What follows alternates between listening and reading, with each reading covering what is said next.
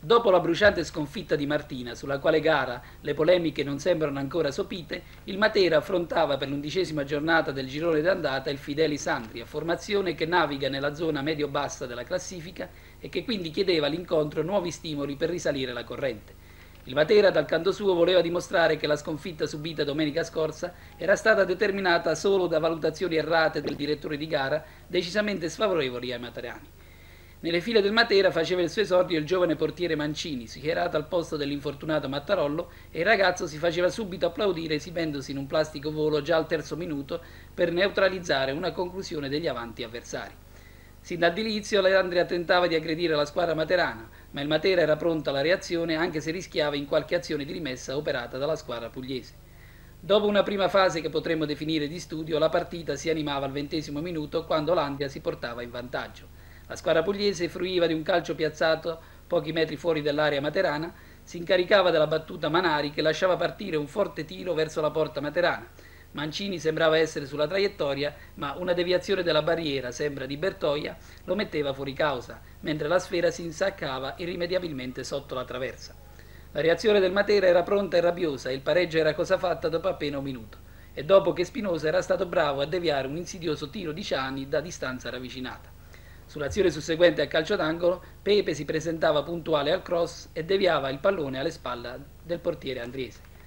Insisteva il Matera e al 26° per poco non otteneva il vantaggio, ma il tiro di Bertoia, scoccato da posizione favorevole, si perdeva alto sulla traversa. Ma al 34° il Matera otteneva il meritato raddoppio. L'autore del gol è Ciani, con una pregevole conclusione. L'ala materana agganciava col destro un passaggio di un compagno e lasciava partire un fendente in diagonale che si insaccava alle spalle di Spinosa vanamente proteso in tuffo. Il primo tempo si chiudeva così con il Matera meritatamente in vantaggio. L'inizio della ripresa sembrava ancora favorevole al Matera, ma all'8° minuto si verificava la svolta della partita. Bardelli partiva sul filo del fuorigioco e l'arbitro Mariani di Sulmona, dopo una rapida occhiata con il suo collaboratore di linea, lasciava proseguire il gioco. L'ala dell'Andria si presentava tutto solo davanti a Mancini e lo scavalcava.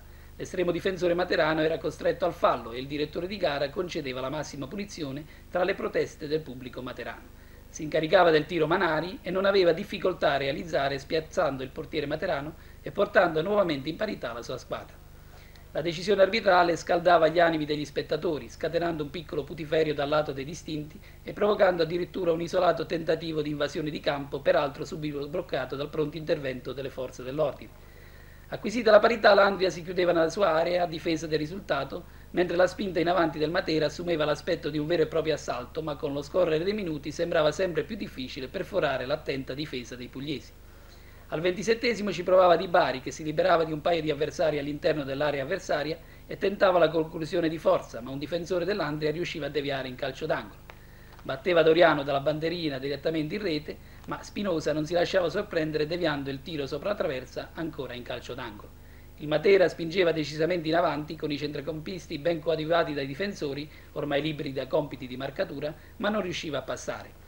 Salvori tentava anche la carta della terza punta, inserendo Innella al posto di Bottalico, ma inutilmente. La fatica cominciava a farsi sentire e gli stessi giocatori perdevano gradatamente in lucidità. Le ultime speranze del Matera di far suo il risultato si esaurivano su di un calcio piazzato battuto da Pepe con un tiro a rientrare che sfiorava l'incrocio dei pali alla destra di Spinosa al 43° minuto. Quindi un punto perso per il Matera che senza dubbio avrebbe meritato il successo pieno e un punto guadagnato dall'Andria che incamera il risultato favorevole forse inesperato e ringrazia la sua buona sorte.